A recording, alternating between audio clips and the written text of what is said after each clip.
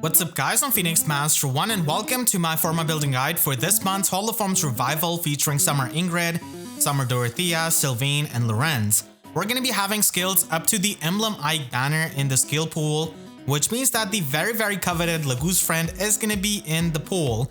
But unfortunately Fjorm is not going to be able to get it because she has been unconfirmed to run in this month's Holoforms. So probably Reed and Guntra are going to be the legendary units, which is definitely a bit disappointing for the people that were looking forward to her. And there are also some other skills like Firestorm Boost and Speed Resistance Crux, which are added into the pool, which are useful.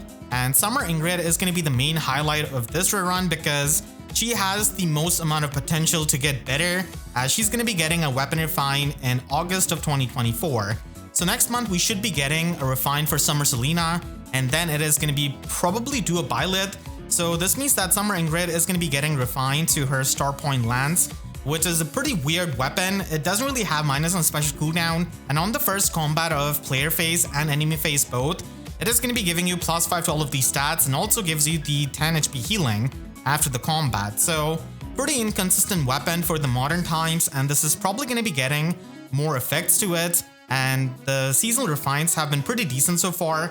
So you're going to be needing to take a refined gamble on her if you're going to be using a Forma Soul. And you can try and get Piercing Tribute as the alternate weapon until her weapon refine. You should probably not be giving her any kind of Arcane Lance because again she's going to be getting that refine, and No Quarter is going to be the special of choice and the most premium option that you can pick up.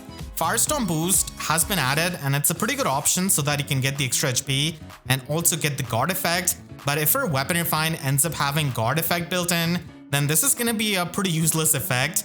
Attack speed unity can also work, but again she could even get unity effect because this weapon is so bare bones that they could have multiple effects on it. And at high investment you can even try and tank the range threats with distant attack speed solo. Attack speed prime could also be an option, but we have got units like Mythic Loki and Nurgle that can just yoink away your extra status effects, so that's why distant attack speed solo is going to be consistent in that regard. And for the slot B, Guard Bearing 4 is pretty much going to be the main option you can get, because if she gets a mixed phase weapon and if she gets some kind of damage reduction or even true damage reduction in her weapon refine, then this is going to be aging to be well. And unfortunately she doesn't really have a lot of stats to her resistance or defense to make use of Pegasus Flight or Wyvern Drift, so this is pretty much going to be the option. And for slot C, Soaring Guidance is going to be the old reliable skill that you can get for the warping. Deadly Miasma could also be an option again for a mixed phase build, and it doesn't really clash with any skill in this weapon, but again if she gets some kind of dull effect in her weapon refine, then Deadly Miasma isn't really going to be all that useful. Speed Defense Rain Snap is also an option which can give you the extra movement, and she's probably not going to be getting that extra movement, so it could be a safer option. And if you think that she's not going to be getting a mixed phase weapon refine and she's going to be getting a player phase one like Tsubasa, then you can try and go with a build like this. And a lot of people don't really want to have a mixed phase build, so even in that case a player phase build is something you can try to build towards, and you can just go with Flared Sparrow as the slot A skill to get the pre-combat damage.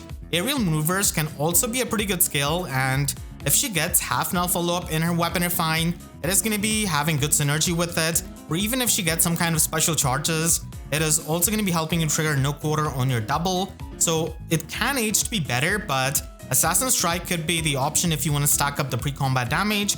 And if you want to get the fixed Canto 1 at the minimum, then Speed Defense Neotrace is now in the pool. But she could always get Canto in her weapon refine just like Tsubasa, and then the Neotrace skill is not going to be all that useful.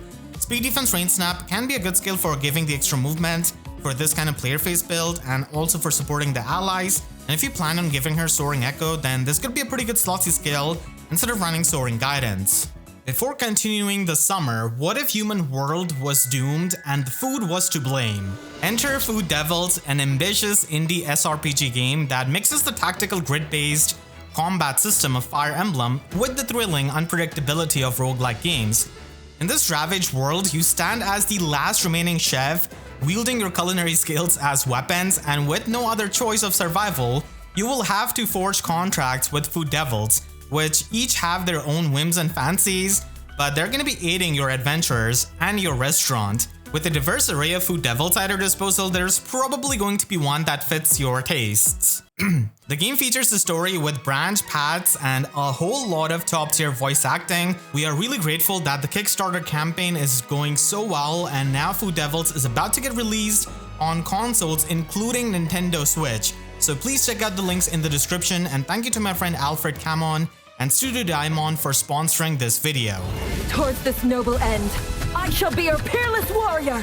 Itadakimasu!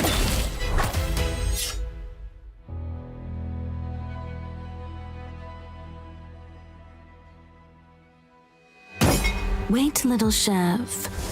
Don't forget to back my cause. Or I'll need to persuade you the hard way. Summer Dorothea is an infantry dagger dancer, and there's just so much competition when it comes to being a dancer right now that it's gonna be pretty hard for her to stand out. And if you're a big fan of her, you can try and get some updated skills. And Arcane Void is not really gonna be the weapon that you can pick up in the Holo forms, so Bunny's Egg Plus is gonna be a decent option that can give you 30% damage reduction.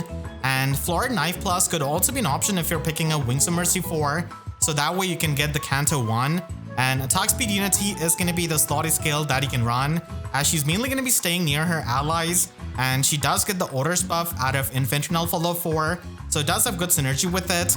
And if you're going to be running her with Arcane Void, then you're able to get these special charges and you can trigger Lethality a lot easily. So in that case, you can get Attack Speed Finish, which is going to be giving you that true damage.